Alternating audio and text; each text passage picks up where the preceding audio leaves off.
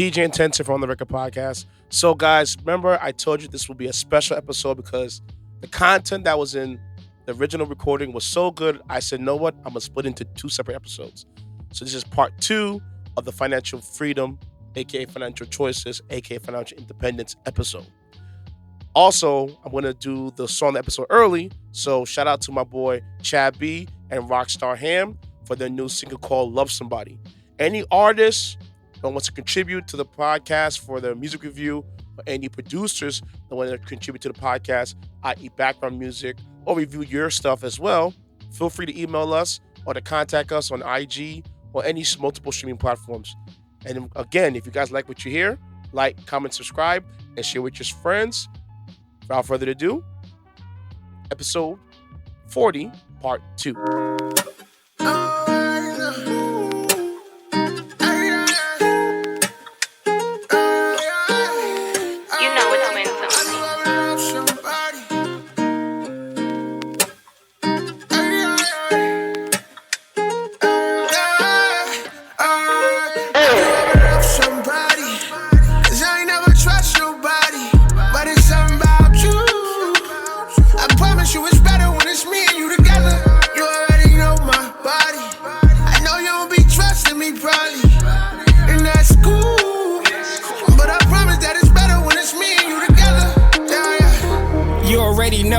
Give it up, attitude got her in a feeling she ain't picking up. We could take the world by storm, try and live it up. Early morning burning off the fat, I be sitting up.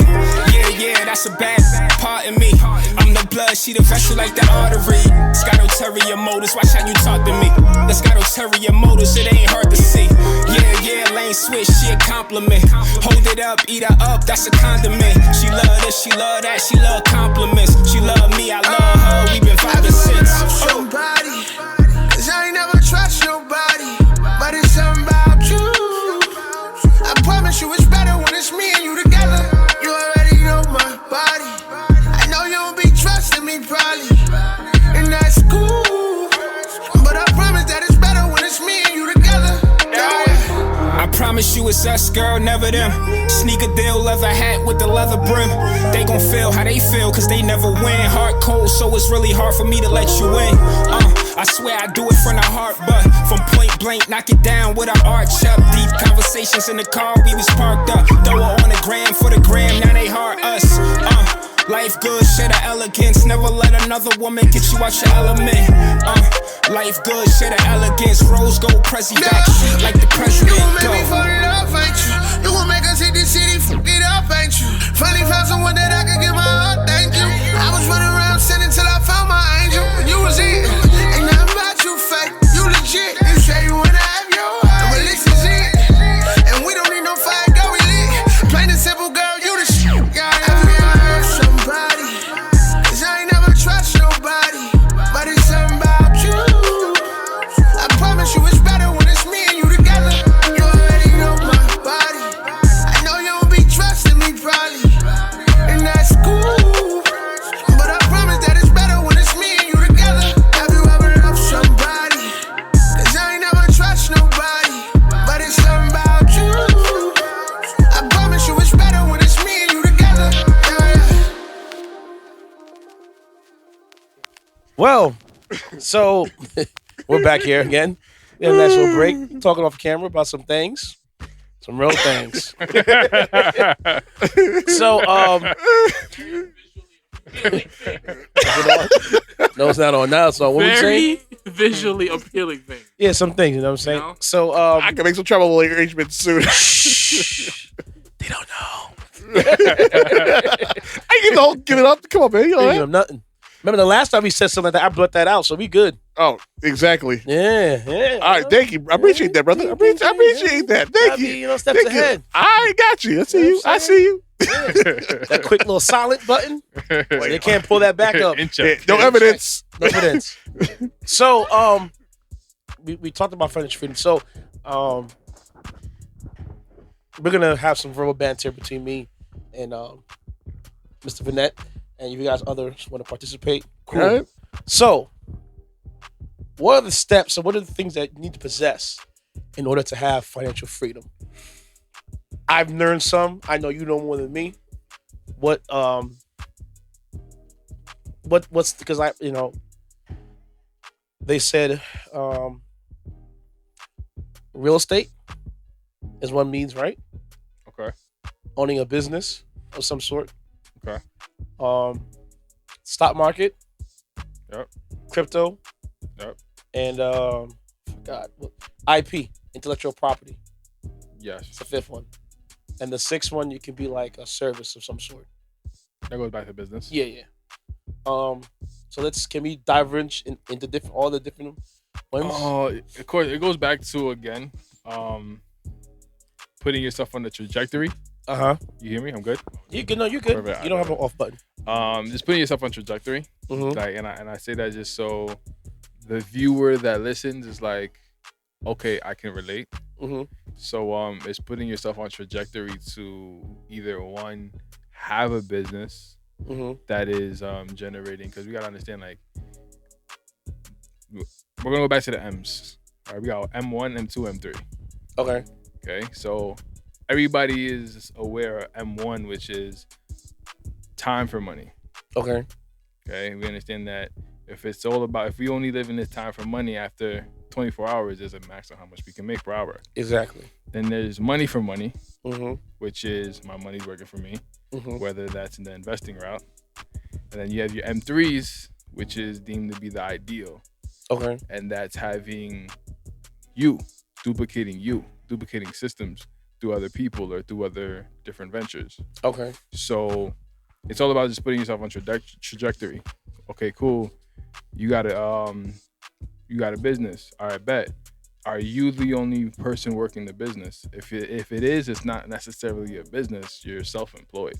Okay. Yes. So it's like, if you don't work, then you're not moving. So putting yourself in positions where you have MSIs off the rip, M3s off the rip, and or you just have your money working for you off the rip. So when you say M3, so if I have a business that I'm doing, back to my laundry idea. Okay. I would hire workers to work the business, people who are smart as me or people who, whatever, and that way I'm not physically there to make it work. Yes, to allow other streams. So to answer your question, where would someone start? You start wherever you're at. Okay. M1, time for money. And then transitioning whatever you have into either investing, putting yourself in a position where you can get the highest return. If most of the times, it's sometimes the stock market for someone who's new. Now it's crypto. With everything going on, crypto's basically giving out the craziest percentages. Yeah. And if you talked about my Coinbase thing, yeah, go ahead. And if you have a skill set, and if you really learn how to go ahead and invest on your own, then okay, cool. You can go ahead and go generate some daily revenues either on the stock market or the forex market.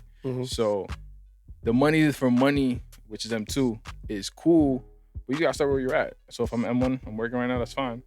What am I gonna do right now with what I have to start creating some M2s for me?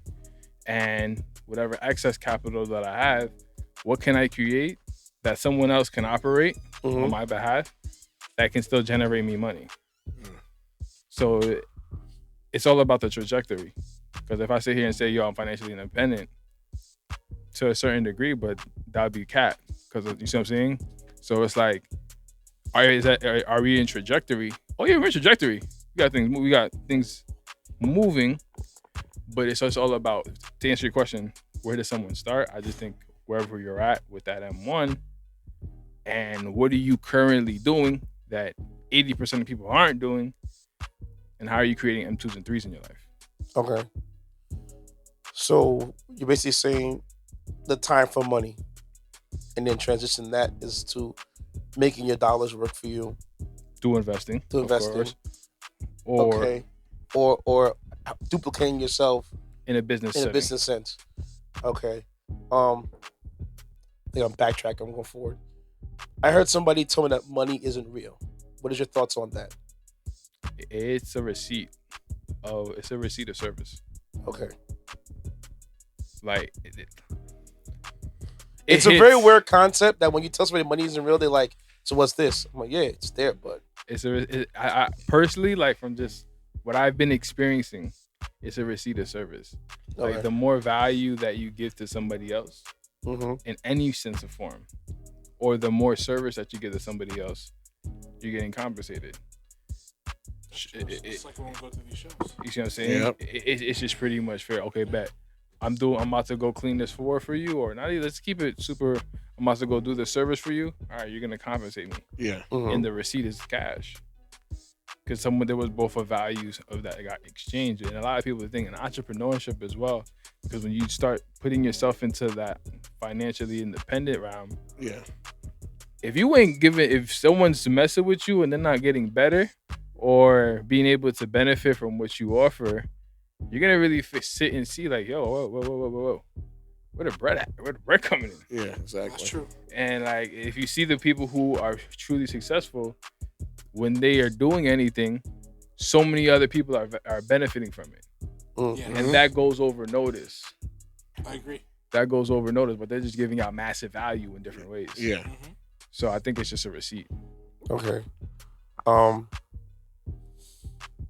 So what would you say to somebody who wants to leave their 9 to 5 and to go into that owning self-employment? What kind of steps or advice would you give them? From experience, I would never tell anybody to go from 9 to 5 to self-employed. Okay. Have that MSI ready, Okay. or have that M3 ready, or have that M2 matching what you could do at your 9 to 5. Okay. Because it's like, there's no, you don't get no trophy for, yo, I'm an entrepreneur.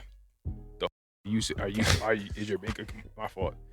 Is your bank account Gucci or is it not Gucci? Yeah. If it's not Gucci, you're an entrepreneur. Exactly. The trophy don't mean nothing. Exactly. Yeah. Well, that's a You fact. see what I'm saying? So like, There's a show and prove element to it. yeah. So I just from experience, I would tell somebody like, yo, don't go for the trophy. Go for like the peace of mind. Like, Yeah.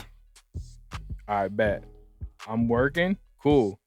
This 6 hours that I have to myself, these 7 hours that I have to myself, the sacrifice got to show up to create either a system that's going to help my money work for me, or a system that if I'm not there or if I am there, it's generating revenue when I get back to it.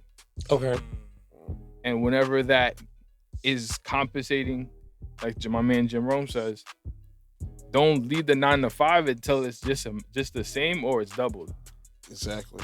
There's no reason to there's no reason to put yourself in that struggle if you don't need to be. If for ego.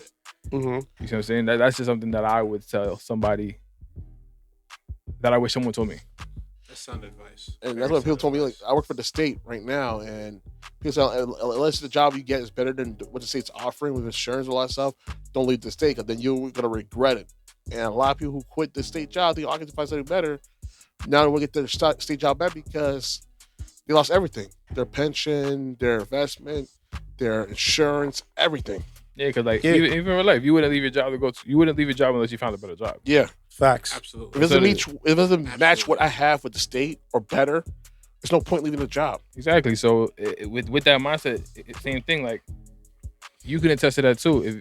If you don't show up for yourself in entrepreneurship, ain't done. Exactly. Yeah. So it's like you still got to carry that job mentality. So yeah, you still got to carry that job mentality in entrepreneurship.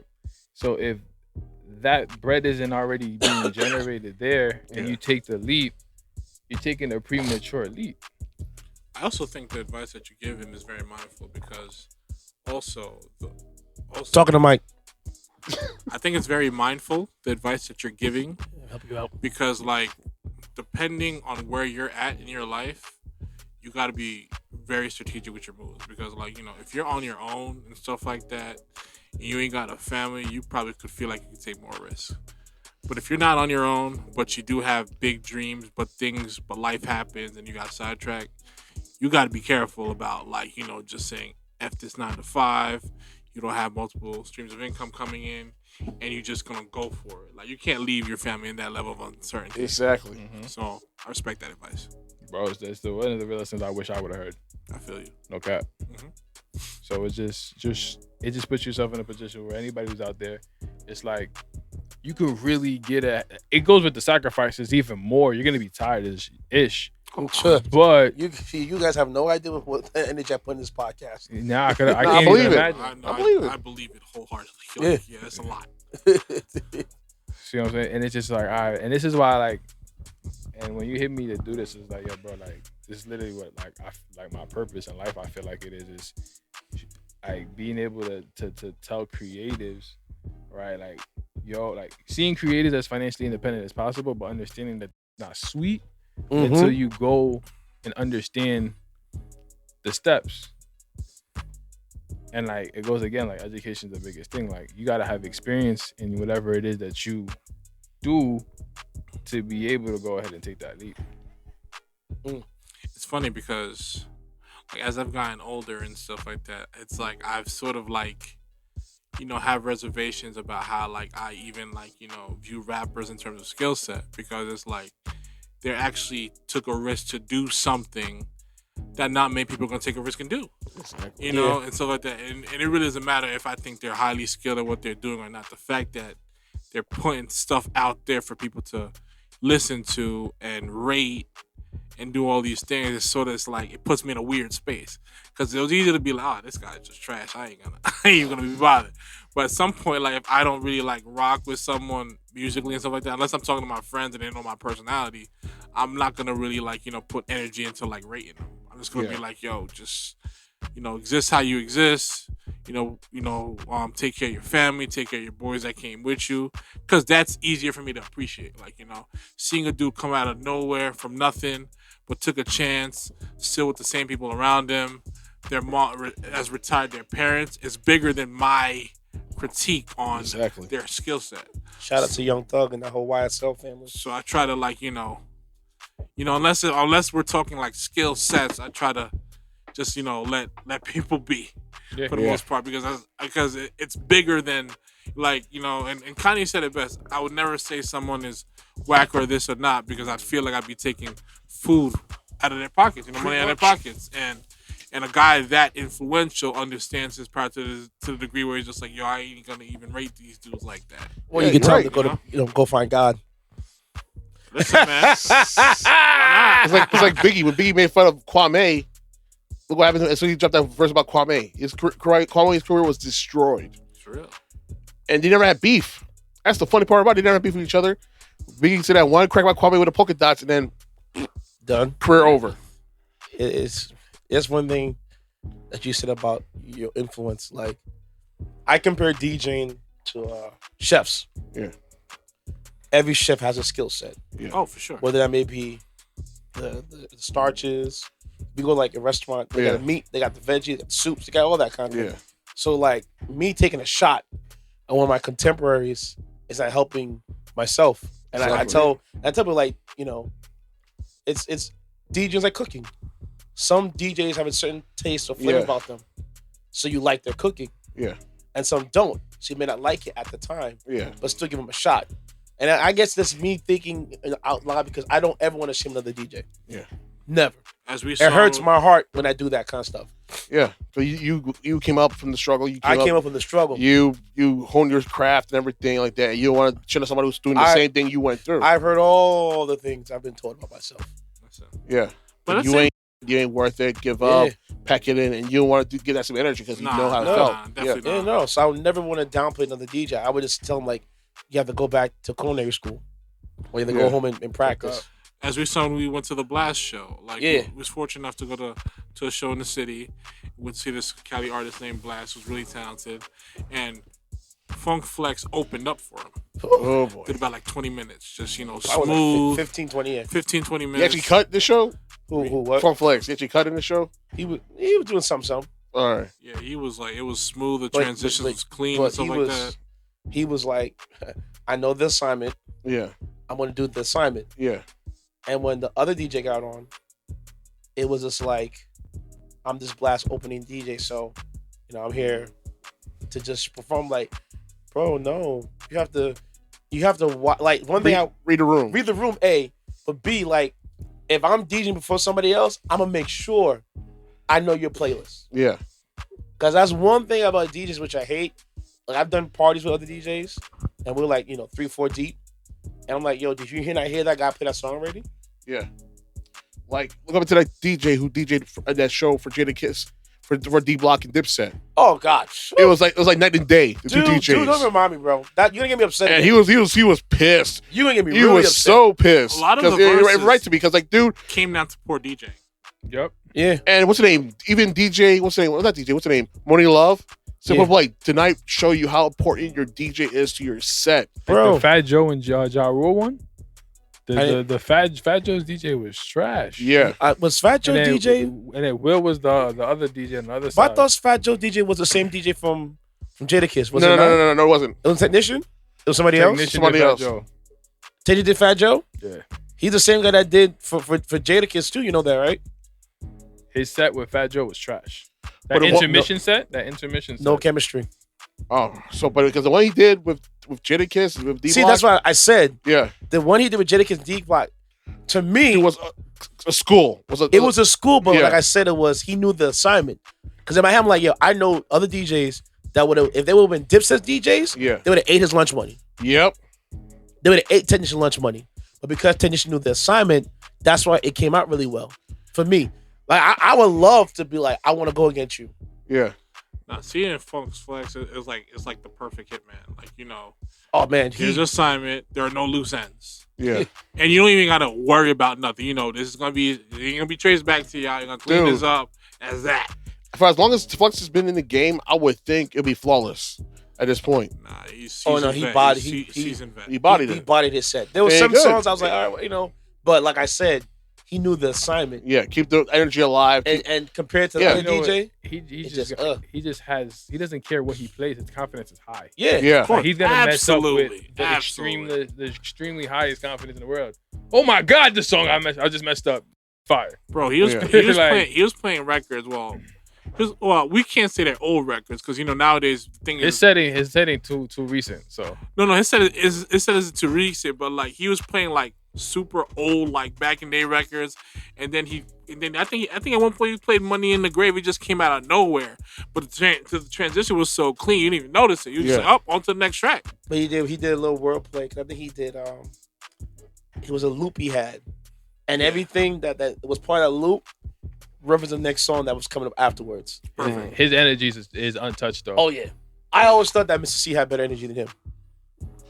Mr. C's when he comes on that set, bro, he kills it. That would be a great version. He is a magician.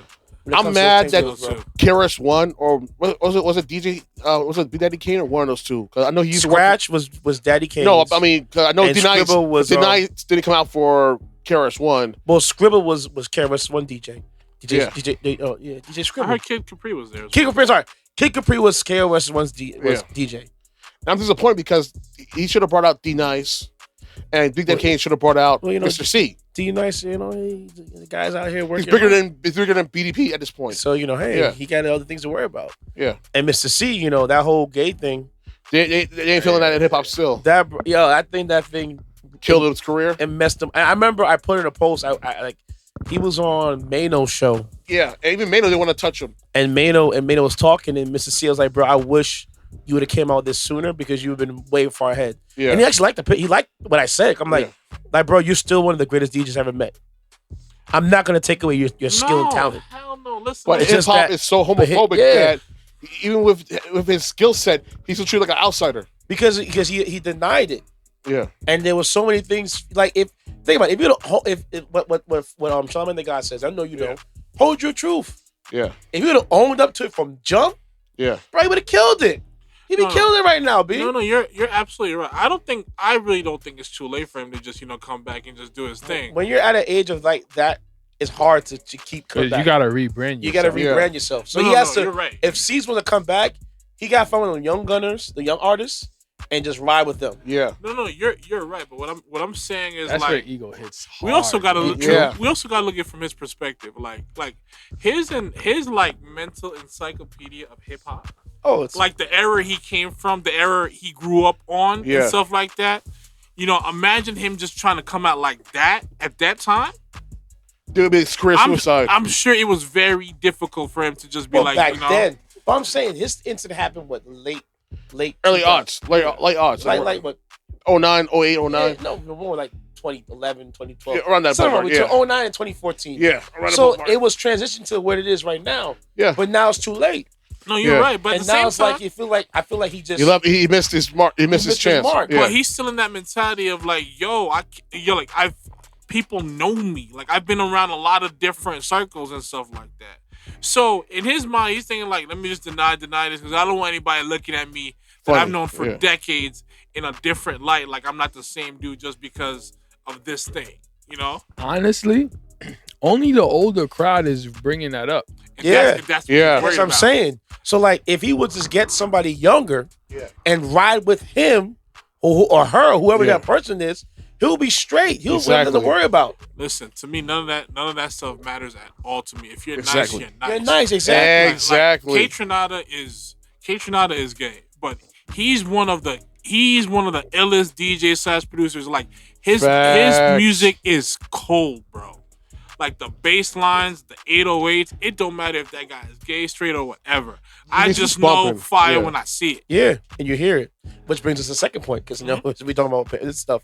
IP, intellectual property, it's another way to earn income. Okay. So like patents, music, Royalties. royalties, a lot of different things.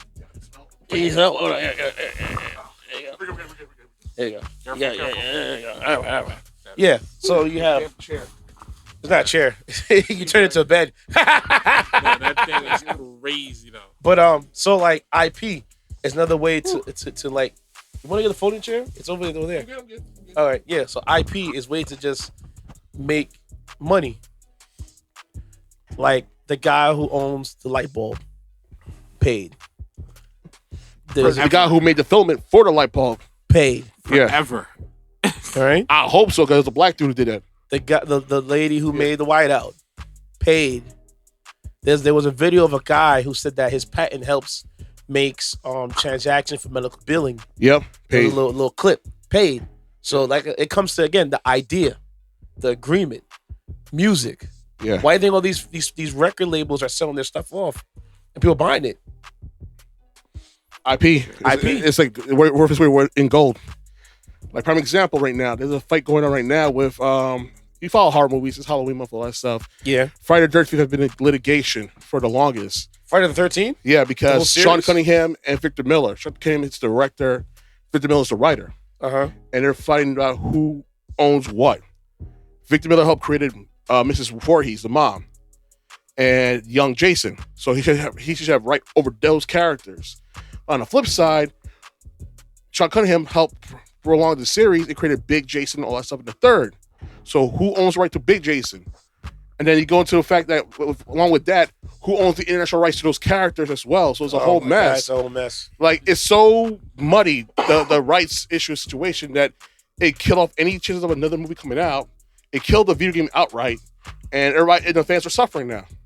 It's with Sony and Disney, Spider-Man. Yeah, we spoke about that. Yeah. And you don't want to root for either side because they're both big corporations and they both don't give a about you. But as a fan, you're gonna suffer regardless either way. Yeah, because they're fighting with the family. Yeah, but thankfully, what happened was Disney backed up and realized Sony wasn't all right, and now they're still in a partnership. Good. But it's like Disney's on that because you build your whole empire off of public domain ish, but then you want all else to eat now. Of course not. Well, like how fair is that? But their fight now is again the most recent fight is now with the estates. It's not even, Steve Ditko and Jack Kirby, right? Yeah. yeah, it's not even between amongst themselves. And now it's just like, yo, if you ain't compensating this estate what it's supposed to be compensated, annually. You or lose those however often. characters. At the You end lose of the those day, characters. just pay it. Yeah, that's what I'm Yeah, saying. you're a big enough company. You're worth billions of dollars. Pay the people. And it goes back to the whole IP. It's greed. Because they want to own I it. agree. Yeah, ownership is important. Very Yeah. important. And like I said, it's just all about greed when it comes to Disney. Like, it blew my mind. You built an entire career. Mulan, public domain. Cinderella, public domain. Peter Pan, public domain. Little Mermaid, off public the domain. books. Off the books are public domain books. Yeah, okay, I get it now. You know what's the common theme to everything we're talking about right now Yeah. is the ability to create something. Yeah. It doesn't even matter what it really is. Like just create something and putting it in the marketplace. Yeah. But And also, then And tag owning it, it. and then tag it later. Like, Yeah. yo, I own this. Yeah. also Mine. when you're a major like entity like Apple's made so much money, like an obscene amount of money and stuff like that. At the same time, do you like saying like, oh man, I got this shot 400 million today? Like you could be like 20 billion in, but the sheer notion that you just gotta pay it for whatever reason may just rub some people the wrong way. It may rub the higher ups the wrong way, but at the end of the day, it's Has to be value. done. Like if So it's just do fair, it. if it's to keep a relationship going and something lucrative going, absolutely do it and stuff like that. Exactly. Because my thing is like at the end of the day, if this is my leverage, I'm gonna hold on to it for forever. Yeah. Like Sony's gonna be making You money know? forever. That Marvel money forever because of what they owning Spider-Man in the Spider-Man universe. So guess what? If I'm Disney, either buy it out, or just work with them. That's it. Dude, Sony wants over $1 billion for Spider-Man. One Just give character. But then they won't get the Venom and all the others. They Exactly. only get Sony. They only get that one. But It- so, it's So so many- separately, ain't there's no so many package deals sides. out here. But there's so many side parts to it. Like, yeah, let's say I own the ownership for Yeah. a character. All right, the merch of that character, the movies for that character, Yeah. the theme parks for that character, the So the toys for that. Nuance. Yeah. It's just so much more. So it goes back to what you said earlier. Just your thoughts are really powerful. Yeah. It goes back to what we were talking about. If you really get busy with that idea and you create something, that can really go far. Yeah. Think about Facts. it. Nostalgia could feed your family forever. Yep. Think about that for a second. Wow. Think about it. Bob came to death for a minute, and his family's still eating off of Batman. That's actually wild that you mentioned that. Yo, To be honest, it's So- crazy. that's crazy. Walt Disney's dead. They're still eating they're off still making of money. Mickey Mouse. Yeah. And here's the thing: we have about 4 years from now that there's a possibility that Mickey Mouse might be public domain. And It hit his 100-year mark, right? Yep, and they're trying to stop that right now in court. They're in court right now, in litigation, to stop that from becoming public domain. Because if that's the case, they're about somebody taking their character and doing whatever they want with it. But see, They don't want that. I feel weird. And maybe I tell you feel weird. Because you have Chris Brown, who has his clothing line, Yeah, all those anime characters on it. And I'm like, he's not getting sued by nobody. but he probably did the due Is it a diligence partnership? and either got the rights to it to do a part, or get the clearance to do it, Uh-huh. and give him a kickoff from the side of the cell, and that's it, so that they won't touch him. Mm. You know what I mean, some of these artists that you see on TeePublic, made all these designs, all that stuff. They're independent artists, so not gonna get touched for so much as because they're making a shirt about Bruce Leroy from The Last Dragon, or a movie that you didn't see for 30 years.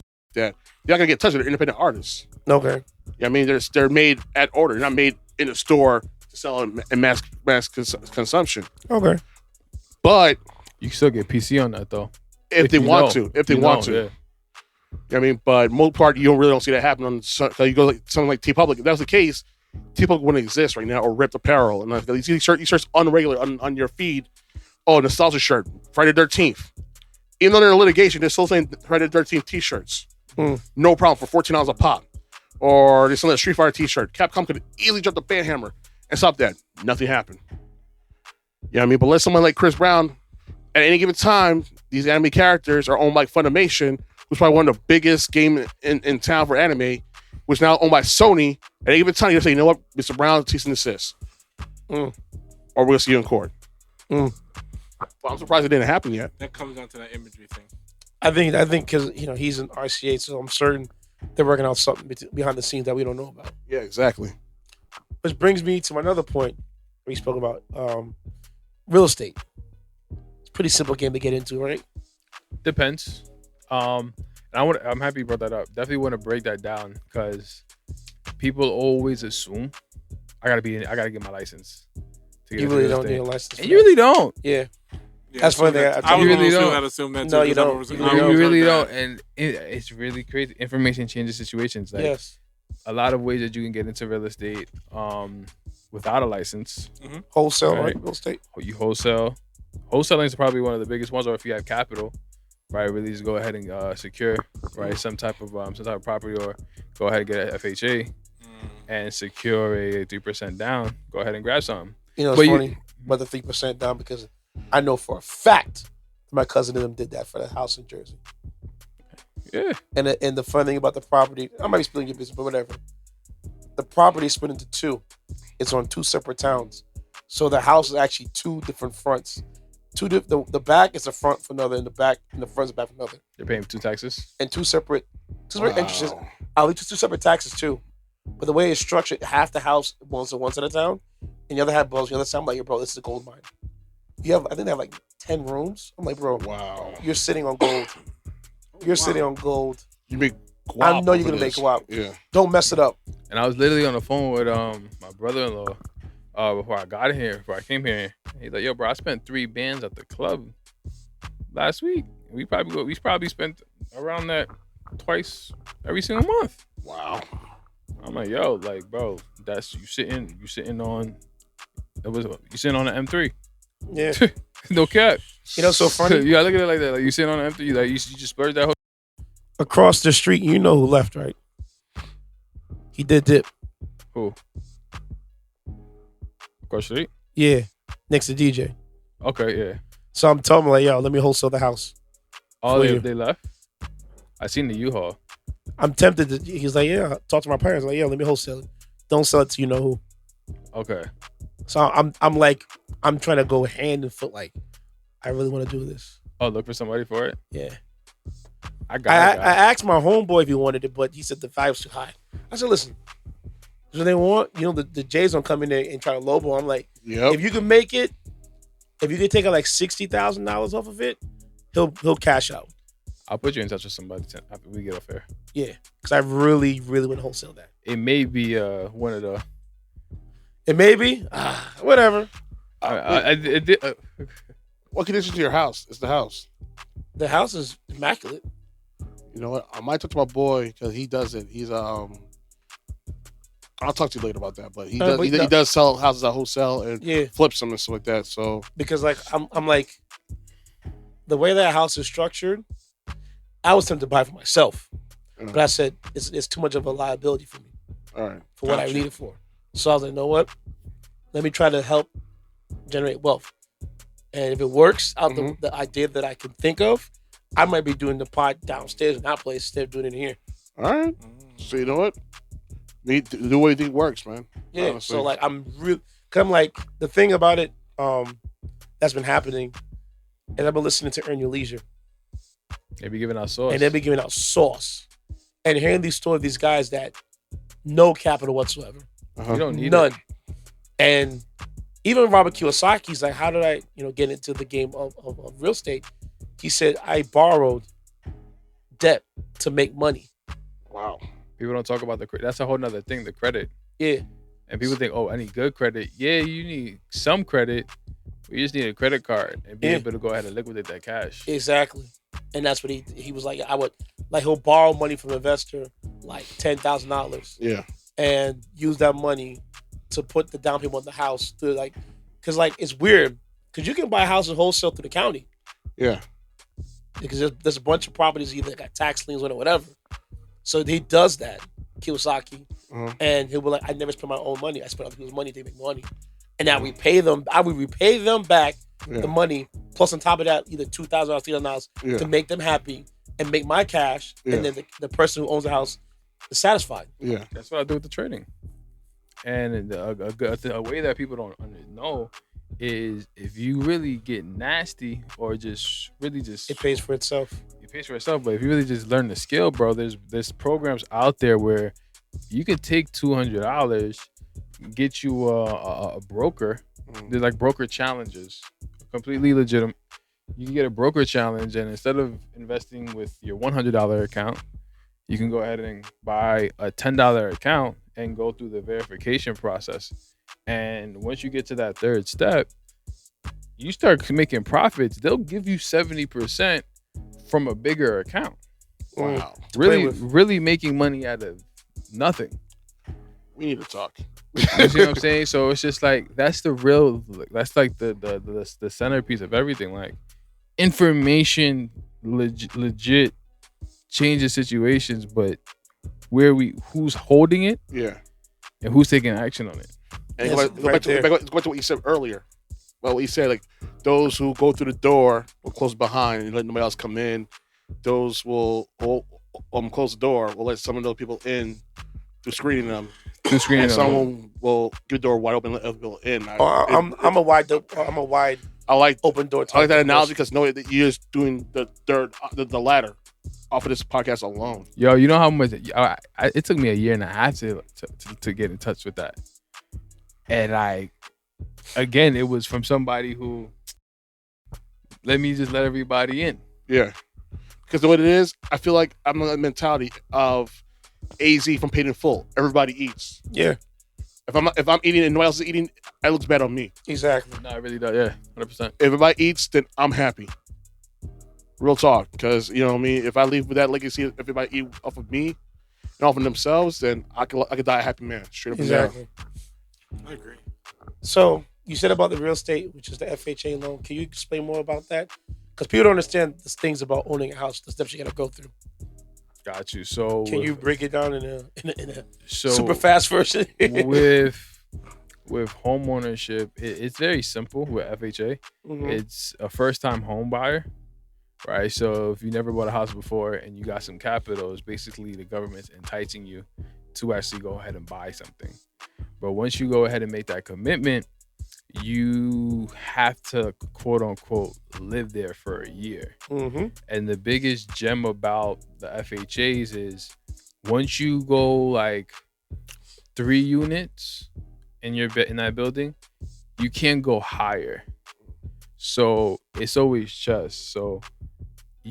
For example, your first FHA, if you really playing it smart, no matter where it's at, you want to go ahead and grab a 4 unit because you would never be able to go higher than that. If that makes sense. Yeah. If that makes sense. So like if you let's say your first FHA was a single family home, you're capped. You're capped. So you wouldn't really be able to maximize the income from the different units. So it pays to be risky and shit have to maybe go out of town to a hood that's not yours. Yep. To find that move, but you gotta do what you gotta do. You know, one of the most places right now that it's heavy as far as like a gold mine, Jersey. Jersey's getting over Jersey over cap though. I hear you, but like I've been seeing properties left and right, multifamily houses going up. I'm like, I gotta snatch one of them. But here's the thing though about Jersey is like the tax is freaking ridiculous. It's the highest in the country. I hear you, but remember he said multiple family house. So if you have three tenants living there, yeah, they covered it for you. To be honest, like I know a lot of people like for me, like how I look at real estate, because I went to college at Cortland, and it's centered around rental property. Mm-hmm. So like my head is so gravitated towards college universities and what houses are next to it, because I know that any given year I can fill that house with students and the money is backed by FAFSA. Mm. And like smart. Worst case scenario, I'm getting paid from the state. Yeah. So like, fraternities, sororities, and have at it. It's always, and if that's the case, then they already either have one experience or they got the money up front. Got you. Because the one Like, thing granted, your house might go into crap, but hey, it's a risk worth taking. Yeah. But here's the thing though, if you do it to a fraternity, they're backed by a national organization, so therefore you get the money through them as well, right? Not necessarily, not at all. No. Wow, surprised. No. Wow. We could all be in the same organization, live in a house, and the overhead fraternity wouldn't know nothing about it. Mm. Wow. So like that happens where they could crash the house and their org and not liable at all. No. Damn. That sucks. Yeah. Damn. So no fraternity stand. Bro, I'll tell you a story. Yo, we literally got blessed in, I want to say, my junior year. So the house that me and my frat brothers had in college, it was like a 3-floor building. They rented out. They lived in some of the rooms. I was an RA on campus, and we would throw parties in that joint every weekend. It was lovely. I mean, very, very lively. And the year they graduated, I stayed as an RA, and someone else moved in the house, and they threw a party the first week of school, and the floor broke. Yikes. The floor fell through. Over at least 40 plus, 50 plus people got injured. Jesus. But hope you have insurance. Oh my I God. know they did, but that's a bullet Wow. dodged. You see what I'm saying? So Yeah. like they didn't hear anything about that. Like Wow.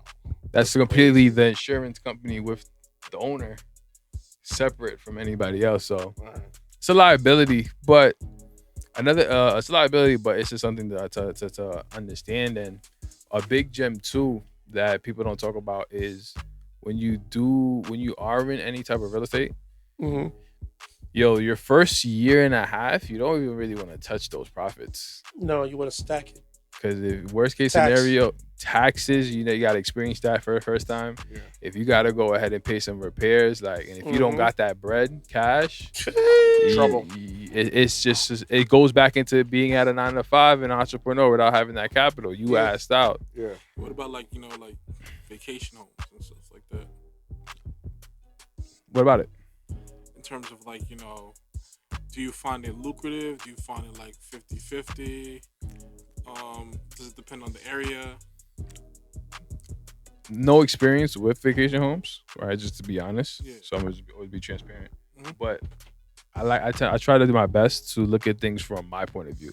Gotcha. If I'm going out of the country, I'm staying in a B&B, or most likely I'm staying in a resort or hotel, Okay. Gotcha. and then followed by a B&B if need be. You see what I'm saying? So vacation homes aren't a bad move if you're doing the B&B route Gotcha. or you're doing the timeshare route, but you just gotta think how is the modern day person moving? They're not looking for no private villas because most of them don't really have it. So they travel, unless they travel in groups, they're gonna do that. Yeah. But most people they just need a room. It's funny you talk about that. B&B. I got a friend of mine that's been living in a B&B for like almost a year Yeah, paying regular rent. and paying regular rent. And That's- avoided all the down payment. He just hit the guy. Listen, this place is nice. I'm gonna stay here. you know and how took the B&B you know off the how market. lit that is for the B&B owner. Yeah. That's amazing. He assumes all the risk though. Yeah. Oh yeah, have to. Yeah, cause with B&Bs, you take that lease agreement on behalf of your company with the owner, and whoever stays in there, right? That's your agreement with them passing over that liability. So if your paperwork is not right and you're doing that, you putting yourself in a struggle. Hey, yo, it's crazy. It's literally all about information, man. And who's willing to read the fine? I think that was the common theme of today's school. Like, who's willing to read the fine lines? Like, A lot of people don't want to do that. Even And for they don't their want to do that. Facebook or their Apple agreement. So Just scroll past it. Keep scrolling to get. I accept. agree. I accept. I accept. Continue. Continue. Next page. Let me Okay. phone. that's right. So, all right. So we got real estate. We got IP. Oh, one quick thing I wanted to mention. Speaking of balling and something, yo, freaking have you seen Jeff Bezos' yacht? I heard about it. I don't want to talk about that. That shit is disgusting, man. That huge. thing is. Filthy, filthy. bro. It's I disgusting. think Jay-Z and Beyonce was on it. Yeah. 4.2 million a week. Yeah. 52 crew members. Yeah. It's like to maintain to it. to be on the boat. Yeah. To rent it out. It's like $4 million. Bro. It's like something crazy. 4 Some million a week. astronomical Just money. Helicopter pad on the yacht. Everything, Nah, man. $4 million a week. Is Helipad, beast. a staff, everything. Like it was just like that's a ill stunt, bro. That is passive income, right? Exactly. Actually, it's funny you mentioned that. I remember watching the show of the most expensive fish. Renting out your boats now. Yes. It's a very smart. It's now a thing. Yeah. And the next move, like people do investments in property and stuff like that. Now it's yachts and everything like that now. But 'Cause the- there's the an app insurance for it. on that is insanely high. There's an app. I know there's an app for like boat rentals. I Yeah. don't know if there was in Italy or Monaco, But yeah, I boy, remember heard about that their cruise ship. I was like, yo, Yeah. that's great. And you order it directly to the port. You go Yep. there, done. The Clearport. I think the buy-in is about like $100K, $200,000 For a boat? No, to buy in to be part of ownership of the. I don't know. Yeah. I think the estimated worth on that yacht is like $400 million. Listen, man, Bezos got the bread. Why not do I ain't it? gonna Yeah, lie. we're all buying Amazon Prime, so we pretty much pay into that. Yeah. That's all fact. That's big facts. Value. You know what I mean, like, I want my 2-day delivery. I'm sorry, Mr. Bezos, have your money. Here you go. Here you go, Enjoy your hey. yacht. Appreciate it. Hey, you're a piece. Guess what? I want my It's not underwear in even- 2 days. Bezos, you gotta be talking to. Yeah. But I'm just thinking, like, It's the new CEO. how Yeah. do you position yourself to get a job like that? Who? Bezos? It goes back to Being creating. part He of the created it. crew? Well, No. Like a 52 crew member staff. that? That is Oh, crazy. It's probably to me. some high. You gotta be doing some things. Actually, For sure. there's a documentary I'll show you guys later. It's on Vice about this guy who works for those expensive yachts and like that, like on the crew. Yeah. The horror stories he telling about those situations because Oh, I can only imagine. dude, If- the listen, sexual assault, the sexual harassment. I've gone on Norwegian cruise lines and I see how those guys work, yo. That thing is crazy. and you gotta sign a letter saying that you can't speak on Yeah. NDA, all that stuff, because it's a wrap. Bro, we just watched an episode of the Playground from Hell of the NDA those playing that had it signed. So I can only imagine. I'm not against NDAs and stuff like that, to be honest with you, because everybody got a story to tell and a book to sell. But I will say that I understand the reservations based on, the whole Weinsteins and, the Epsteins of them. Not good. They make a lot of money. Don't get me wrong. We're going to talk about them. The money's beautiful. If they're going to talk about the R. Kellys, then we're going to talk about No, them. no, too. no, that. Yeah. You're I'm right. just You're saying. right. You're right. Yeah. But that hush money, you gotta be careful. People like Mick Jagger and Don Johnson that have never been touched. But we speak on it. We're afraid we might get in trouble. See you, Woody Allen. So the next thing, I keep the ball going. Good. Crypto. Love it. Can you care to explain it for?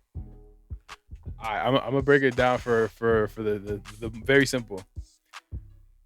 We know gold, silver, pennies.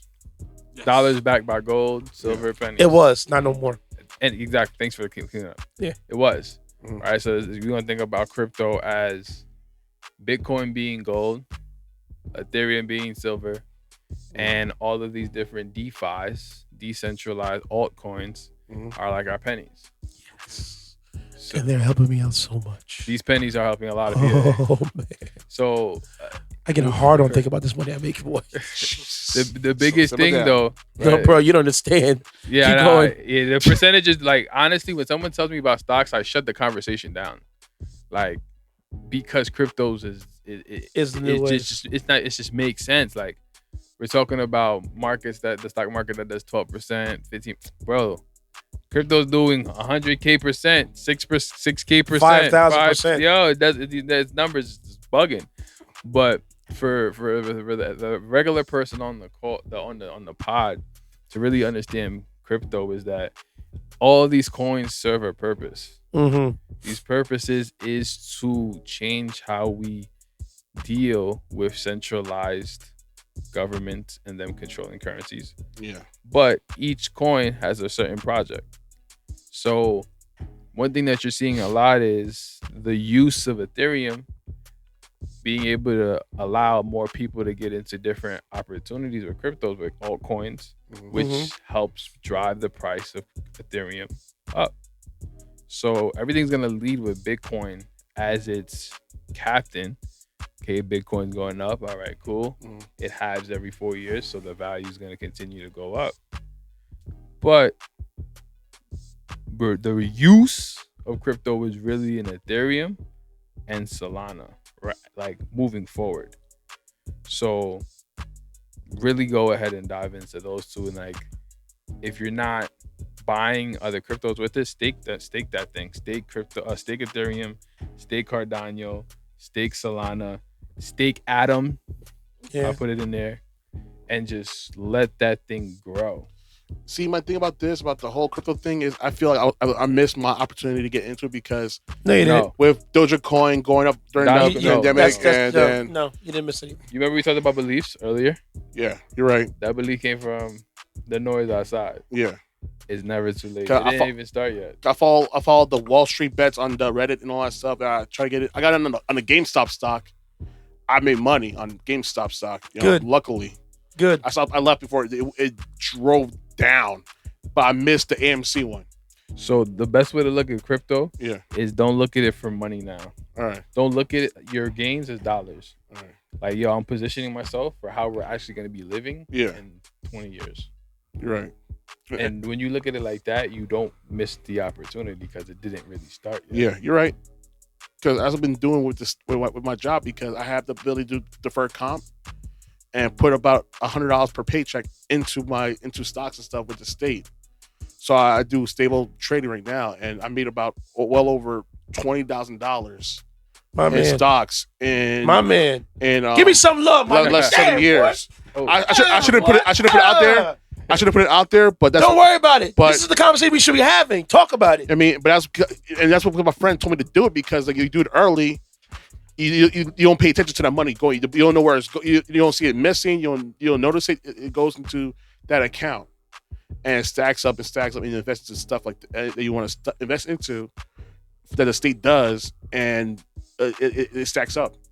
And like I said, 5 years time, I made $20,000, and good for you. Thankfully, I was able to touch it because I had a situation with COVID, and I was able to take out $7,000 out of that and take care of some bills and stuff like that. So it was there to help me out, and I was able to get a new car. My car ish, and I put it down payment for that car, and I got lucky because of what I did 5 years prior. There you go. So I got lucky. So you're always gonna reap the benefits from what you did in the past. Yeah. So, but I'm rebuilding again, but I'm cool with that because you know what it is. It's there. I'm not noticing is the money being gone and all that stuff. It's going to a right place. It's not going anywhere. It's being invested, but I'm thinking I should take it going to a higher risk because I make more money then, but our risk is even higher. Well, and that's the thing. I would tell you two things. Oh, damn, I lost my train. The first one is I'm happy you said that. I'm happy you actually take an initiative to earn your money. Yeah. Second one is, I have three things. Second one is, what you do now affects 3 to 5 years from now. Yeah. So by you putting your money now, 3 to 5 years later, you was able to take out some money to help out with some finances of yours. Yeah. Right. The third one is the way how you would go about if you were to take your money out, invest on your own. Take 100 and minus your age, and whatever number you get, put that into the stocks, and the rest you can put into bonds or whatever, mutual funds, whatever. All right. Because if you invest early age, 10 years from now you're gonna be straight. Yeah. But if you invest later, still it's okay. But the average life is 70 years. Yeah. So since you're 30, you tack on 30 more years now, and you could be okay. You know what I'm saying? You're right. What? Are you listening? No, I'm just soaking everything in. It's better that I listen. Okay, no problem. No problem. Like, that's all right. It's all right. But going back to cryptocurrency. Yes. Like my boys are talking about it on a regular. I see all these texts all the time in these two groups. It's like I feel so out of place. I feel like I'm like a foreigner. Nah, bro, learn it, bro. I feel the same way. You gotta, you know what I'm saying? What I'll tell you is look at it as if we was just talking about shorties just 15 minutes ago. Yeah. It's just a whole new section of shorties that just pulled up. Yep. Yeah. Am I gonna get to appealing? They're looking appealing, though. Am I gonna get to know them, or am I gonna just let them pass? Yeah. And if you are somebody who always gets to know the next best thing, it's no difference. Prime example of cryptocurrency going right for me. I bought Dogecoin. My boss, my manager at my club, he works with me, and he's like, "Yo," because we were on the Robinhood app, and he's like, "Yo, there's a coin out there. It's called Dogecoin. It's like worth like less than half a penny." Years ago, it's all right. So I dropped 50 on it just to hold it, and again, and I kept dropping like $10, whatever, to the point when Dogecoin was like 50 cents per coin. Yeah. Oh, bro, the money I made back, gee, and the money I still have left behind. Yeah. Oh my God. Oof. People became millions because of that stuff, bro. If you bought in early. And that's why I feel like a dumbass because it's like there's so much more. And he's right. There's more. This Cardano's gonna come out, and I keep doing. I do weekly investments into Cardano, Bitcoin, Ethereum, Polkadot, a lot of coins out there that I do weekly investments. Because I'm like I'm gonna see what this money's gonna make me rich in like 5 to 10 years. Yeah. And I don't look big at R. Big R. And like he says, I look at it as a lifestyle because he's right. Some of these coins have different values. Yeah. I think there's one coin that's out there. It's not Rally. Was it Rally or this? So one of the coins out there is for business for banks Yeah. because banks' problem is that they get hacked. Yeah. And the good thing about cryptocurrency is the technology behind it. So in order for to hack a cryptocurrency, Yeah. you need at least about 51% of the members to say, all right, we're going to do this together. You just can't hack it. Because like the analogy that I heard on John Oliver's show was, it's like turning a chicken nugget back into a chicken. It's really hard. I get the analogy. I got that. Yeah. It's like, it's almost impossible. Yeah, You exactly. can still do it, but the- your chicken's going to be screwed up. 'Cause Pretty like, much. what the hell? You know what I'm saying? so I like, got the analogy of that. with Yeah, the- I like that. I guess it's a form of checks and balances and stuff like that. well, what, crypto? Or would you just say, like, is it a general consensus for us Yes. to, like, you know, see what's going on in this The whole particular purpose section? is to decentralize it. And the thing about cryptocurrency is transparent. You can read the ledger of every transaction going on. Oh, okay. So you can see, like, all right, if I send somebody money, I can see a whole bunch of transactions going on at one time. And you can't hide them. And you can't hide it. Gotcha. Yeah. Now you may hide where it's going to, but you can't hide the transaction at all. Okay. And like each coin has a different purpose. You have some cryptocurrencies that are helping out for like to help other cryptocurrencies talk to one another. You have some cryptocurrencies that are helping out for like, you know, a store for like stocking the supply chain. It's like the range of cryptocurrency coins for the DeFi stuff is crazy. Yeah. It's crazy. I every night, 9 o'clock, I'm watching Curtis Cobain, literally giving out the gems. It's such a different world that you just gotta you have to like. It's not even what's the word? It's not even like something that we could like allow people around us to miss out on. Yeah. I got you. To be honest, Cause like I told a couple of my friends, like I bought Cardano years ago. Cause I was like, this is new one coming out, and it's supposed to be the next big three, behind Ethereum. It's like $3 a coin, and I have like 300, 400 coins. I'm sitting pretty, Exactly. and then get the compound interest over years. Yeah, you Yo. get money. kid me not. Man, Andrew, I have $800 worth of coins. Jesus. Yo, kid me not. You're gonna see a extremely wild push this year. Yeah. A correction. Mm-hmm. Summer 2022. The big boom. Summer 2022. So, all right. So here, another thing I learned about investing: when it goes down, you buy more, right? Yep. So I've been seeing a lot of the cryptos. If you was on Binance last night, you could have bought Bitcoin for $8,000. What? Wow. It dropped that low? It was market manipulation. Oh man! If you was on Binance last night, you could have. And it only shows on Binance's chart. Well, It because you know dropped down. Binance is not in New York yet, It's overseas. overseas. So like, But if you bought Binance, if you was on Binance this weekend, you could have caught Bitcoin. I'm trying to make sure. Could have caught Bitcoin for $8,000. because like I said, it changes Mm. so rapidly, the market. But don't let that scare you either. No. I would have jumped on it anyway. Let me see. I'm trying To get a pull it coin up. for 8 bands and to turn around and become $60,000. Come on. Yeah, I don't know if y'all can see it. But, That's the candlestick chart. yeah, let's go to the 1 hour.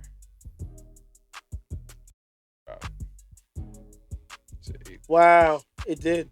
8,000 only on Binance though. And people probably went crazy and bought. That's market manipulation. That's market manipulation at its finest though. Sheesh. Wow. Yeah. So you're catching that 1 second. It's not even if you catch it. You somewhat like that was very intentional.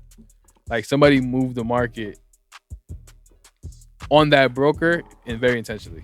Like that's whenever you see like price manipulation like that, that's done by somebody who has a lot of money that called his friends and like, yo, we're about to do this right now together, and then we're gonna do this again. It's like scalpers with tickets. Yeah, Yeah, pretty much. yeah, pretty much. That's what with Or Dogecoin. resellers. That's what with Dogecoin. They just kept pumping it up. I'm like, you know, this coin has no value, but hey, I'll still write it up with you guys. You know what I'm saying? And I'll cash out when I see a value, and I'm good to go. Yeah, people saying that it's gonna hit $1. I don't see that happening. No. It may hit like 50 cents, but not $1. Because it's been the flux between 25 and 30 cents this whole entire week. Hasn't really gone nowhere. So we did the crypto. We did the real estate. So let's get into stocks. Okay. I don't like stocks anymore. And the reason why I don't like stocks is the manipulation behind it.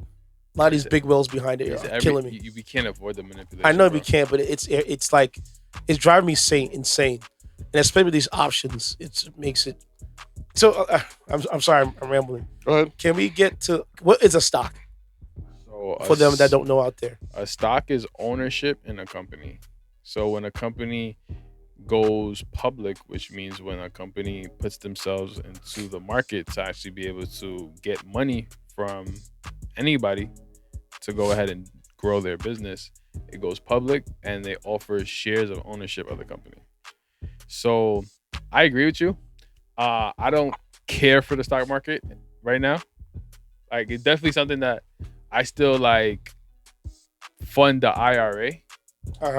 But I don't care for, like, when I look at stocks is give me the top performing mutual funds, the top performing ETFs, nothing complex, and I'm just holding and forgetting because there's no real reason to scalp companies right now.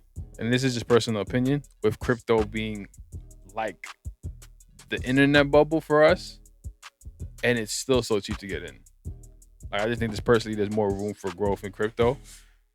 But we should still be able to, 5% going into this account right here. And like, just give it its time. With it's funny that you said mutual funds and ETFs. Can you break down what mutual funds are? They're basically a group of companies in one folder that brokers sell to their customers. So think about it like this: an ETF is very simple. You can just buy it and sell it right then and there. You'll be able to get your percentages off of it. A mutual fund, you got similar to, you can buy and sell it, but there's a little bit more features to it that give it its more exclusiveness, but they still serve the same purpose. Think about a folder that has Microsoft, Apple, Facebook, Tesla, and let's just say Johnson & Johnson, all in a folder. And I could just buy that folder and I have ownership of certain shares depending on how much I have, to make it very simple. And ETFs are the same thing, but it allows you a little bit more wiggle room. Yeah. I think it was the guys from Earning Leisure was saying that ETFs are like buying an aisle in a store. Can you repeat that? Like an ETF is like buying an aisle in the store. So let's say like buying an aisle? Yeah. So like we'll say that the bread aisle is the tech aisle. Yeah, that's a good way to look at it. And so yeah, each folder would be classified as a certain sector. So you could have like mutual funds or ETFs, either or, same thing. They just different features. That could just be pure real estate funds. I could buy this mutual fund, all real estate portfolio. Or I could buy this real estate fund, like you said, just all tech companies. Yeah. Makes it simple. Makes it real simple. So like if you didn't know what to buy in as far as a company, you can look into an ETF and it will tell you like in the ETF will own like 40% of Apple, 30% of this, 30% of that, and then it breaks it down for you. So it makes it much easier so you know what to purchase later down the line. So yeah, man, it's just now there's a bunch of trading apps, right? For like both crypto and for stocks. Can you give out some? When it comes to crypto, don't keep your money on Coinbase. Buy it from Coinbase, move it off of Coinbase. People don't talk about that. And you will want to, if you are getting yourself into crypto, your first step should be getting Proton Mail. Really just to make sure that you're keeping your crypto accounts secured. Mm-hmm. So Proton Mail, and then create your Coinbases, and then my man's tired. I feel you. But keeping all of your crypto brokers into Proton Mail, so they're all secured, so no one can actually be able to hack your accounts. That's just basic. Say Proton I didn't Mail, know that. right? I didn't know that. Yeah. I have all my coins inside Coinbase. Yeah, so ideal, you want to buy a ledgers from the ledger site. Mhm. So don't buy ledgers off eBay. Don't buy it off Amazon. Buy it from the ledger site. Is it the hardware ledger or just the software? Like a ledger nano. So buy and- the stick. The stick. I'm gonna buy mine from Amazon. That's okay. No, So where should No. I buy from? from the website. Directly from the company itself? Yes, because what people do is you can buy it from Amazon, and let's say I'm an Amazon wholesaler, I could open that thing up, write down your key, Yikes. and then repackage it and send it to you. Oh boy. Okay. All right. Thank you. Tell me that. So, So basically, they hacked it before you even get to it. I'm not saying they do, but that's something that happened. Okay. So Did it happen more than Backdoor the once, way or into it, just pretty much, into your I mean, account. so we could resell anything. I could resell cereal from Amazon and spit in the box and send you the box. And Okay. no one is gonna know. That's true. But even with a VPN, you still could get hack it through. I'm guessing, right? VPN just changes your IP address. That's it. That's No really- protection, There's right? no real protection. It just changes your IP address. so buy the ledger key from the site directly. Yeah. All right, I would do that. So this is for like I would do that for my coins that I know I'm not selling at all. Yeah. Okay. Like for example, like when XRP lets me move my XRP again, putting it in a ledger. Okay. I mean, that's going in the security box. That's Ripple, by the way, if you guys don't know. Yeah. So They got in trouble from the SEC. I wouldn't even say they got in trouble, but SEC is just preparing For for what? what's gonna happen, bro. They're every single bank is gonna be running through them. Through Ripple? Through Ripple's blockchain. So Mm. yeah, so just knowing that okay, if banks control everything that's moved on, that's being our day to days and how businesses is being ran, how economy is being ran is governed by the banks, and banks are buying into this crypto. Yeah, they're gonna make sure that thing is G-checked before they go ahead and let anybody go ahead and buy into that because they know the value of where it's gonna be. So now you're telling me to buy Ripple at a high rate. I mean, I'm telling anybody to buy Ripple, but it's hard to buy Ripple. Yeah, they only get it through Jersey. Really? Yeah. One of my mans in Jersey, he buys Ripple. Because Jersey and New York laws are different. Okay. It's freaking stupid, but Like I trade Ripple on the Mhm. day to day. It's different. You used to be able to catch profits off of that, but you wanna have ownership in the coin. Yes. So now I know. So I'm gonna finesse them again for more Ripple. Because what I did was I said send it to me through my Coinbase wallet and I put it on my account. Oh, so he's sending you Ripple? He was, yeah. Oh, then But you I did good. it. Yeah. Yeah, you keep doing that. All right, bet. Because this is my homeboy. We get along. Yeah, I keep doing that. Shoot. Put me in touch with him. Okay. Only thing I don't like about Coinbase is I use Coinbase Pro. how do you get that? You just download it and just transfer it over. Okay. The thing I don't like about Coinbase wallets, Don't confuse people. There's two different. I know apps. it's two different apps. I restart my phone, so I can't get back my wallet because I didn't. You didn't write Keep- the key down. Nope. And I've been emailing them They're not nonstop, gonna give it to you. so I gotta make a new username. Did you have any money in that account? No, Are you showing? but I love the username. It's my DJ name. Yeah, I don't want to give it up, bro. I don't want to but- give it up. But that just goes to show you, like, if there's anything that you guys take from this call, is probably the most important thing, is whenever you open up an account or a wallet, you gotta write down that private key. I did it for my Pi app. You gotta do it. Like, I kept it inside the Gmail account, so it's there. gotta do it. You gotta. 'Cause if you lose that fast key, you're screwed. Yo, Bitcoin's one of those things that you know when you send a late night text and you like, damn, this is not IG, this is text message. I can't unsend. Yeah. If you send money on crypto, it's gone. Yep. Never coming back. Yep. Unless that person is willing to send it back to you. Fair enough.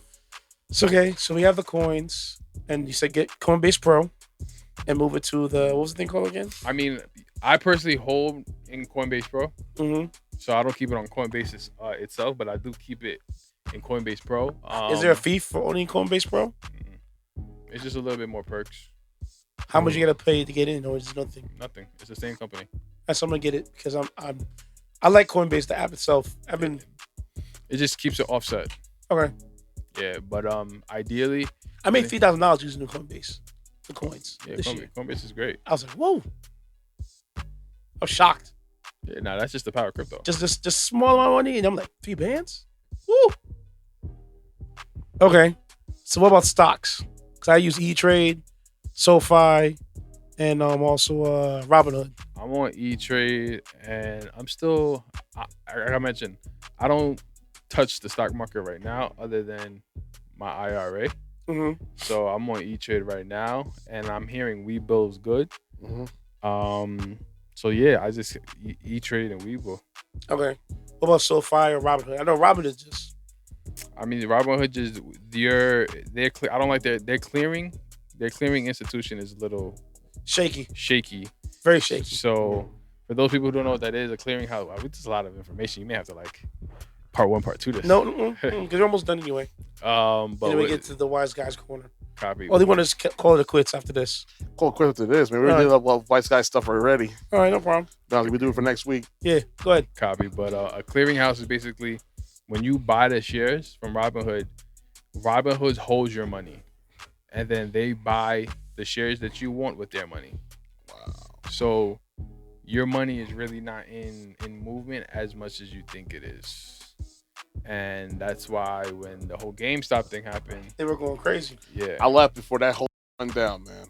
So you're lucky. Because some of the money got tied up and they couldn't back out. Even right now with the whole DWAC situation, that SPAC company that's backed by Donald Trump. Bro, it 10x. It 10x. Boom, $10 to $100 in less like a day or two. And then it hit $130. Like, wow. And I could have bought it. Oh, well. I didn't want to buy it because of, I know, me neither. I know that's, you know, mess it up. You know what my biggest two, like ones that I regret letting go so early? Zoom and Square. Oh, you're an idiot. I'm sorry, you're an idiot. It's not. It's just things happen. No, bro, no. It happens. Oh my God, it happens, dude. It happens. I'll tell you a quick story, and then I'm gonna rekindle it in the back end. But bro, I bought Square when it first IPO'd. Like $20, and I kept right? when it was less than 20. It was like what? I don't even check what it's at right now. It was like $9. What's it at right now? $265. Dude. Bro, you know how much money I made off a Square? No, Square's an amazing. Yo. Dude, y'all gotta hit me right now when I want to say drop this right now. And I had money in this stock, $100 in stock when it first came out. You should have. Good, no. I mean, this one I'm gonna tell you right now. You're gonna hate me for saying it, but I'm gonna say it. What? I had $100 in GoPro. Yeah, that's not bad. It's not bad. One thing, like we say that, like okay. You got a good position on it. I got it in that Square when it was like $30. Oh man, I got it from the jump. And I said, I believe in. That's it's the thing. One of those apps that I don't care. I'll go ahead and drop another band and a half on it. That's my goal. I want to own 20 shares because I have 15 now. That's the future. And I'm like, I want to have 5 more. It's really a future. It is because the rate they're going with the. Because you don't know, Square also owns. You know they own Walt? Cash App. Wow. When you go to those stores and you see that laptop or that tablet, Square Reader. Them and Fiverr are changing the whole game. Fintech stocks, bro. You're getting it early. Like SoFi, like you're seeing it right now with SoFi. SoFi, Open Door, Peloton.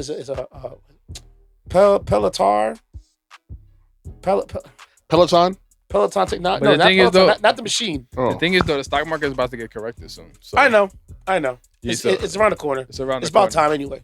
So, because I'm like, bro, there's no way I can make $400 in one day. There you go. With the market, and I barely put any money into it. Yeah, but nah, it's correct. It's correct season, so it's a good time. I always look at it like this, bro. It's never too late. If you know where something's going, it's never too late. Like I just want Square to split. Please, if it splits one of these days, I'll be like, I might just go outside and screw elephant. if I get a text message that Square's gonna split their socks, I'm gonna literally go outside and find a goat and butt fuck the goat or whatever right in the middle because I'm gonna be rich. When Tesla split and I bought after it split, I was like, I'm gonna hold it, and I could have bought 2 PS5s. Yeah, and I bought 2 shares of Tesla. Guess how much Tesla's worth right now? How much? $900. Wow. They're gonna arrest you for bestiality. Actually, take away from this. Rest me if you want. I'm good. No, but you're right. See, you could have easily bought a PS5, but you decided to invest into your future. So I pinched my nose. So I'm gonna buy 2 shares of Tesla. And not for nothing, my thing is it's not that I don't like video games. It's just that like I could like wait forever to get that PS5 to be honest with you. Hey, games still gonna be on the shelf, man. That's what I'm Exactly. saying. Exactly. You know? So But some coins I'm looking at right now.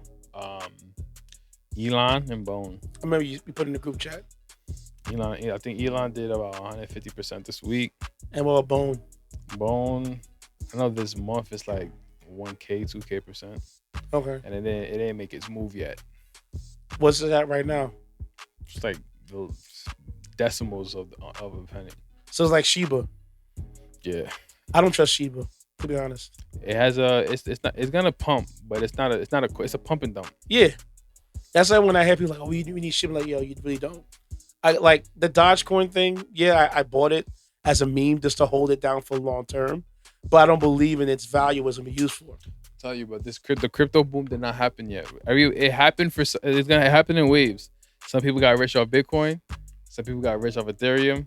Some people got rich off Dogecoin. Some people I know people got rich off Shiba. So this next wave is happening now. Yeah, well, Polkadot, that went through for a loop. Cause I was like, I bought Polkadot shares. It was like $15. It's not $45 for one coin. Nah, I'm saying like there's gonna be another Shiba move, and I'm telling you there's going to be another pop in the next 3 to 4 months. I gotta go back to this whole episode. Exactly. That's why this episode, because like I said earlier on the pod with you guys, I'm tired of seeing my bros break their back and get nothing for it. But there's a pat on the back and, thank you, see you next week. You know what I'm saying? While these companies are making gazillions of dollars off of you and you're not making money off of them, F them. Bro, I literally just want to be on an island with a bucket hat, my beard looking crazy. Well, if you take these steps of financial freedom, you you can get there, bro. No, listen, look at, bro, you can get there. This is why I gotta go back to this episode, bro. You can get there. A lot of information. I have to like. The biggest part of this whole episode was the mindset. Yes. No, you're right with that. You're absolutely right with that. Like, never say I'm broke. Never just say I don't have it right now, or I'll get it later. Yeah, as dead as I am right now, I still look forward to coming and recording every time. Exactly. Every time. But we learn something new every podcast at this point, honestly. Yeah. Real talk. Well, that's our time, y'all. City said, give him your handle, bro. You already know what it is. City55 on IG and City Rooney's POV, our public page, also on IG. On what? It is IM_WAL 4 T's at the end. I'm on IG. And I just do what I want on there. Mr. Vanette. Should I call you a different name now? I don't know. You call me Chris, Spotlight, Mr. Spotlight. It don't matter. That's my name. I know. You call me whatever you. Yeah. I just got dummy mode because I'm holding you high respect. So I'm like, Mr. Vanette. I gotta get used to it. You know what I'm saying? But what's going on, everybody? Definitely go ahead and follow me on Instagram, spotlight.tv.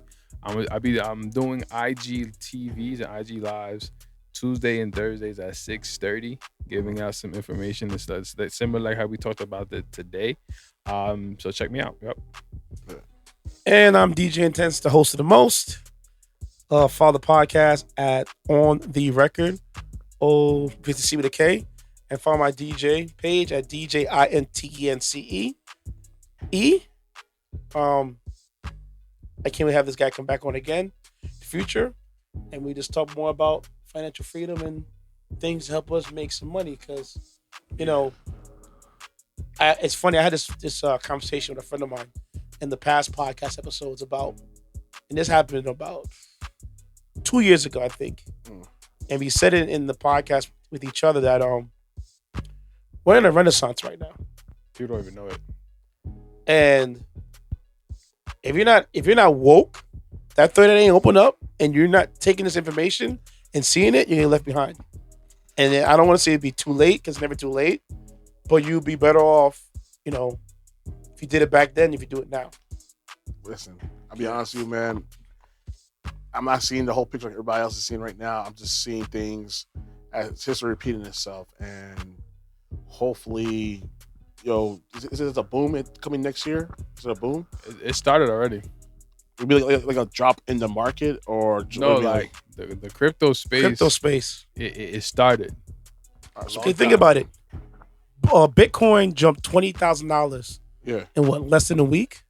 Yo, just this year, Bitcoin went from about 20K to 60K, 40K jump in a year. Yeah. Christ. And that's Insane. strong. That's And like strong. And that's just people just keep buying it and using it. Like, And I personally believe, like, because of what I learned on the Coinbase app with the USDC coin, and actually using that as a one-to-one trade for the dollar, and earning interest off of that, and earning interest off of multiple things I put back into it. Like, brother, it's free money right now with crypto. Wow. They're begging people to use it because it's the future. Yeah. But like you said, the banks and these governments, they're just putting a thumb on your face. Yeah. And it's like, you're gonna stay here. Crypto's like, no, we're not gonna stay here. We're gonna go over there. Yeah. So that's why I believe in it, because I feel like it's gonna have its purpose for what it's time used to change for. the game, pretty much. It is gonna change the game. It's going to. No, it is. It is changing the game. See, Because of all these banks getting involved and seeing how secure it is. So my thing is this: so like with money, how that's gonna play into that whole situation with Digital. cryptocurrency? Just everything's gonna become digital. Digital. Paper money is like pretty much. When was the last time you held $1 in your pocket? Honestly, right now, you be keeping cash on you? small. I'll be honest with you, it's tip money. But I mean, I most of the time I spend money on my credit card or my debit card. You're right. You're absolutely right. But So- I use Apple Wallet. Yeah. I don't even touch I use my Google Pay. phone. Listen, bro, Google My Pay. phone. Right I'll there. be honest boop, with you. That's it. I don't trust it. The Apple Pay. That's just my personally being an old fart. I'm only 38, but I feel like I've got that old man mentality. It's I don't okay. trust I'm gonna technology. drag you across. Don't worry. I'm gonna literally drag you across to make sure I do you a bit up of on both. game. So, like, I keep a little bit of cash on me, but I still have my Apple Wallet set up just in case. Like that one time I forget my wallet, I'm like, yes. You know that, yo, bro. No. That is a blessing. That Google Pay and that Apple Wallet, Bro, it's I love safe. it. It's the safest thing. Because now it's on my phone. So now I don't have to, go crazy. Like, oh my God, I forgot my wallet in my car. And leave the line to go get. No. Yeah. Go right from, boop, right, and go about my business. Seriously. Yeah, I gotta get on that then. No, there are very few places where you need cash. Yeah, no. Nowadays, it's like, Yeah. when you go to a place and say, well, oh, we only do cash. Because I went to this Where you event. hiding from? I went to the event a few weeks ago, the AEW show in Queens, and they said that no cash whatsoever. No. You use either the app on your phone or plastic. Yeah. That's it. Because of COVID regulation. So The transition started. Yeah. yeah, you're right, it's you're right. happening right now. You just I have like I said, no respect to you savers out there. Saving money is great, Yeah. but you saving it in either a savings account, Yeah. just saving the shoebox method, your money's not working. So while inflation goes up, it's not doing anything for you. You're right. So you got to put it to work. You're right. You're absolutely right. I'll be honest, I play that old man way, play it safe. I do WeFunder, and that's pretty much it.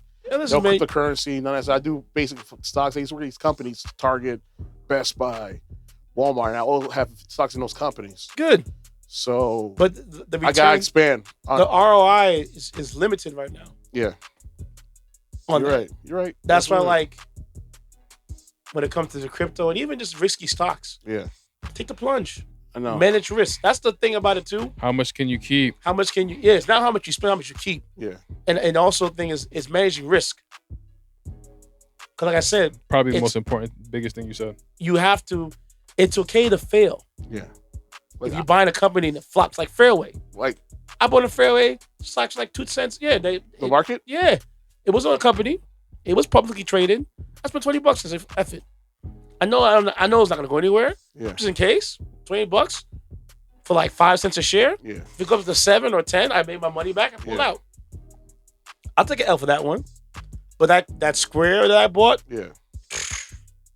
every time I look at it, I'm like, yes, keep going. This is going to be the most digitalized country in the next 10 years. Wow. That and China. We need Japan. China's trying to too? beat us. China's right, yeah. Wow. Why do you think they stopped the crypto mining and all that stuff like that? Damn. I didn't know They're it trying to make their currency digital. wow. I'm telling you, this is going to be a very big shift That it's just some people. It's not gonna be live or die, but it's gonna really create a big wealth gap. Yeah, because the thing about with money, yes, you're printing every day, but you know That value of the print is losing. it's losing by the its day. value, so you have to move it.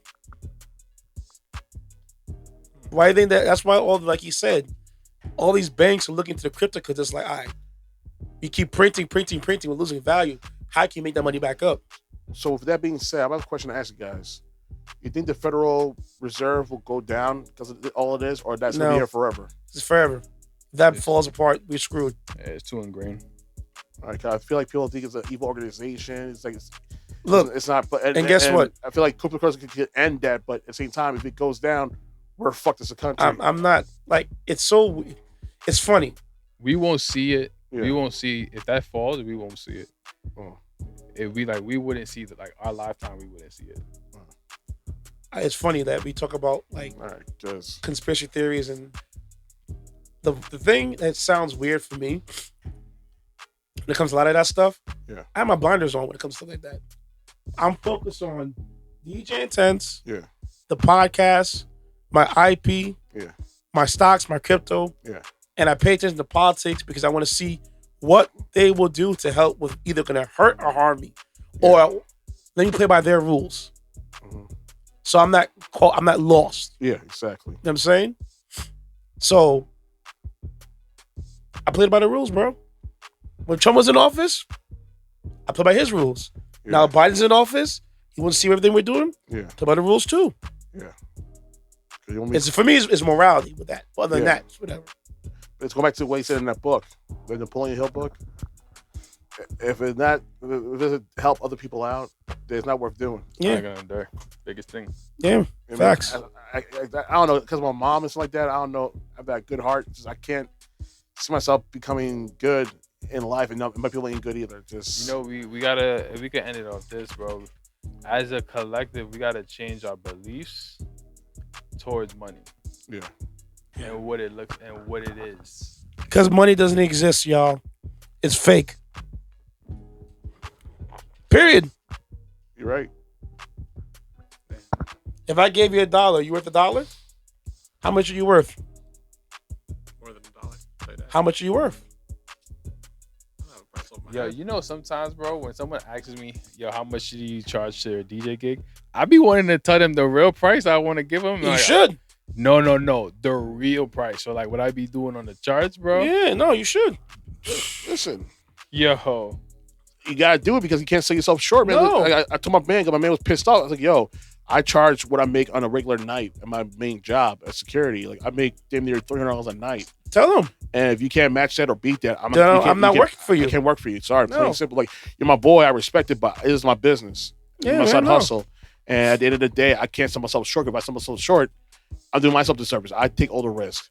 I could get in trouble. I could get jammed up, get arrested, get killed, get stabbed, whatever. Also, what you do is you hinder the market. Exactly. That's another thing I tell DJs: don't sell yourself short because you're messing up the market. So now someone thinks that's okay to pay that price Yeah. when it really is not. Because you tell them that price, it becomes word of mouth. Oh, my guy, get you. it does it a lot back because, like, sometimes super, like, I'm not gonna hold you. Like, there's days in the market, I seen what we would do in a night in 30 minutes. You know what I'm saying? So it's like, See, if I hit you with what I should charge you, you're gonna run. I don't even want to speak that, but in the past, most people will run to the who's the cheapest dude I can get that's gonna Yep. give me the same quality.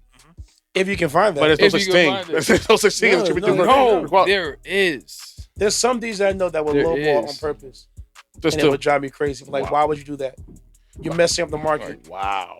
Somebody I'll would get my take name out there. I'm somebody like, would- Seriously? Somebody would take $100 gig Yeah, just to get playtime. just get playtime. I'm like, Jesus. never that. Listen, I can't do again, that. I'm if, sorry, he, man. if they're I can't do that. if they're looking for that fast But I understand money, it's a different story. then they don't care about their community, that DJ community. That's what it comes down to. You know, I think it's foul because it's selfish anyway. But at the same time, was just like if you was understanding where you were coming from, you'd realize, okay, this is hurting you as well. It If, does. if you come together, be like, okay, listen, all the DJs in New York, the minimum we're charging is $1 band a night. Yeah. And you go back to the owner, you charging the band. I'm gonna call the next guy. Yo, band the night. Damn. Yeah.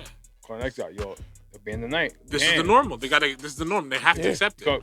Yo, exactly. And this is why I like groups like the heavy hitters, because they don't something so short. They always I know people who work for heavy hitters, and they always have a pay scale per where they're at in skill and what they're at in exposure and stuff like that. Mm-hmm. So you go from Camilo down to DJ Nice, and DJ Nice is like the only one you can probably afford, and he's dropping easily a night over $1,000 a night, easy per gig, easily over $1,000 a night. And I dealt with Camilo. He's working at Poorhouse, and you still have DJ Nice Connect?